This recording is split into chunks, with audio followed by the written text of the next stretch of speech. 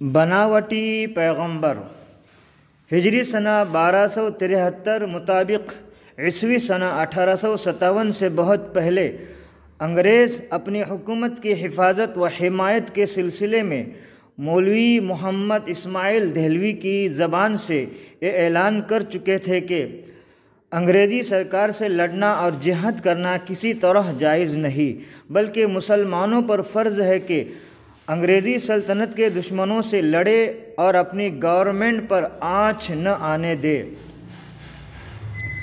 لیکن عیسوی سنہ 1857 میں انگریزوں کے جو رستم کا مقابلہ کرنے کے لیے ہندوستانی حضرات ڈٹ گئے، پیشوائے اہل سنت یعنی مسلک اعلی حضرت رئیس الاحرار مولانا شاہ فضل خیر آبادی رحمۃ اللہ علیہ اور دیگر علماء نے انگریزوں کے خلاف فتوی جہاد کا اعلان فرما کر ملک بھر میں ایک تازہ جوش پیدا کر دیا۔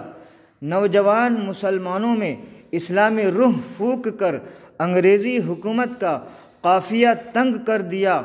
قریب تھا کہ انگریزی حکومت کا چراغ ہندوستان میں ہمیشہ کے لیے گل ہو جائے کہ اتنے میں انگریزوں نے اپنے کچھ ہندوستانی وفاداروں، اعلی کاروں اور ایجنٹوں کے ذریعے مکر و فریب کا خوفناک غار تیار کروایا اور اس میں جنگ آزادی کے مجاہدین کو ڈھکیل دیا۔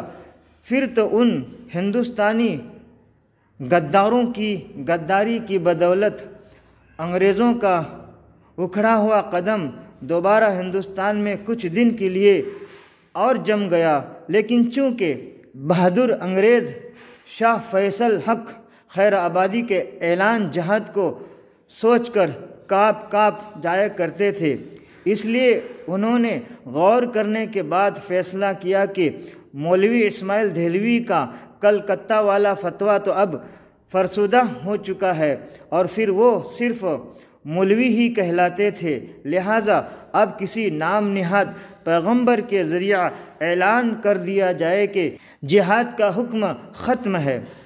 چنانچہ اس کام کے لیے انگریزوں نے مرزا غلام احمد قادیانی کا انتخاب کیا۔ مرزا تو پہلے امام مہدی اور مسیح موعود بنا، جب کچھ زمین ہموار ہو گئی تو اپنے نبی اور رسول ہونے کا شور مچایا۔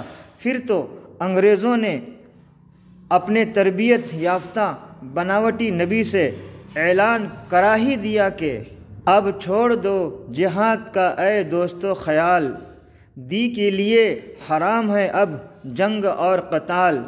اب آ گیا مسیح جو دی کا امام ہے، دی کی تمام جنگوں کا اب اختتام ہے۔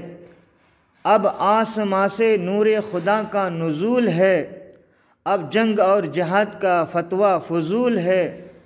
دشمن ہے وہ خدا کا جو کرتا ہے اب جہاد، منکر نبی کا ہے جو یہ رکھتا ہے اعتقاد۔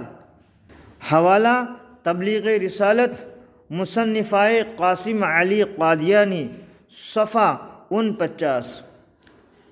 مرزا غلام احمد قادیانی نے نبی اور رسول بن کر سینکڑوں مسلمانوں کو اپنی طرح کافر و مرتد بنا لیا۔